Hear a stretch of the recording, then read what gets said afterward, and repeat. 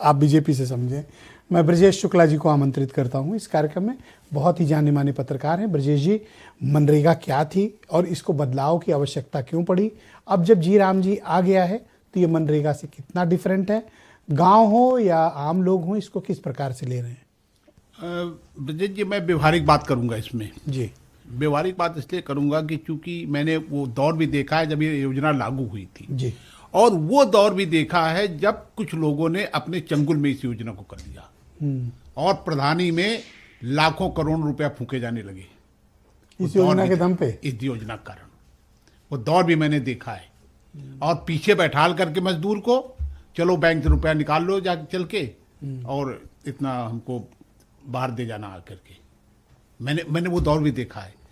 वास्तव में जब मैं दौरा कर रहा था, जब योजना लागू हुई थी, जब मैं झांसी गया था, कई जिलों में गया था, अभूतपूर्व परिवर्तन।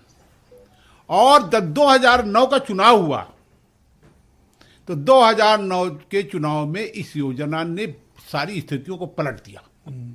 आप उत्तर प्रदेश के परिणाम देखें कांग्रेस के, आपको लगेगा 22 से 23 सीटें आई थी उस वक्त। 22 सीटें आई थी कांग्रेस को। 22 आई थी। और मैं लोगों से पूछता था कि क्या कारण है, तो पता चलता था कि घर में बैठे ही रोजगार मिल रहा है। लेकिन उसके बाद जो ग्रहण आप मानते हैं कि 2009 का गेम चेंजर यही योजना, यही योजना, सिर्फ एक योजना जिसने सब कुछ पलट कर रख दिया था। लेकिन इसके बाद जो हुआ है, उसके बाद ब्रजेश जी मैं आपसे एक अनुरोध करना चाहूंगा। आप एक टीम को किसी गांव को चुन लीजिए, लखनऊ के, बाराबंकी के, किसी प्रदेश के, और उसमें काम करा लीजिए। क्या स्थिति है क्या? धीरे धीरे ये योजना मजदूरों के हाथ से खिसकती चली गई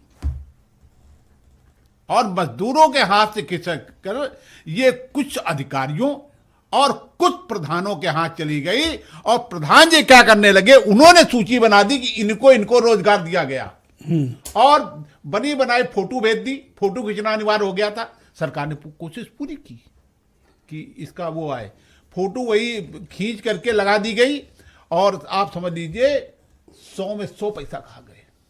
अच्छा, 100 में 100, इतना बड़ा। और अधिकारी देख नहीं रहे, सरकारें देख नहीं रही इसको। तो हुआ क्या, फिर इसमें यदि आप काम कराएंगे तो पता चलेगा उन्हीं मजदूरों को सूची आपने बनाई है ना, प्रधान जी ने बैठाला पीछे 2 लोगों को कि चलो बैंक से आ गया पैसा, बैंक से निकालो, हमको दे जाओ आगे इतना पैसा। और वो होता प्रसाद। हाँ। प्रसाद तुम ले लो। प्रधान तो पासबुक अपने पास रखते थे, सब पासबुक है और बैंक से सेटिंग थी, जाके निकलवा लाते थे पैसे। नहीं, उसको ले जाते थे बाकायदा। हाँ। वो भी सोचता था कि बैठाए यदि हमको 2-3 इतना हजार मिल रहा है तो हमारा नुकसान क्या है? नुकसान क्या है? हाँ, क्या नुकसान है? हमने एक फड़ुआ चलाया नहीं, हमने एक वो डाली नहीं।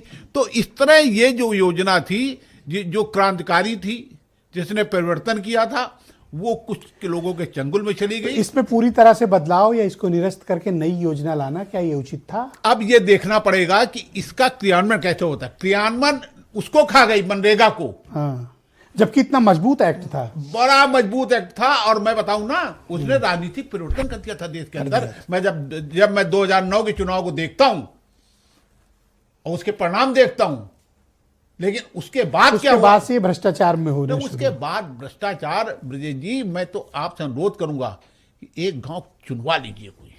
ठीक है, आज आपने कहा है, मैं आप सबसे सहमति ले, एक गांव चुनवा लीजिए और देख लीजिए कि एक काम करते हैं, जितने पैनल में सब लोग मेहमान है ना, सबसे एक गांव ये वास्तव में, और सबके गांव करा देते हैं। 5-6 गांव हो जाएगा ना। हाँ, एक सैंपल हो जाएगा। एक आइडिया लग जाएगा। और आपने बहुत अच्छी राय दी। और ब्लॉक के अधिकारी कराएंगे, ब्लॉक के अधिकारी और ग्राम प्रधान, इनकी ये जेबी।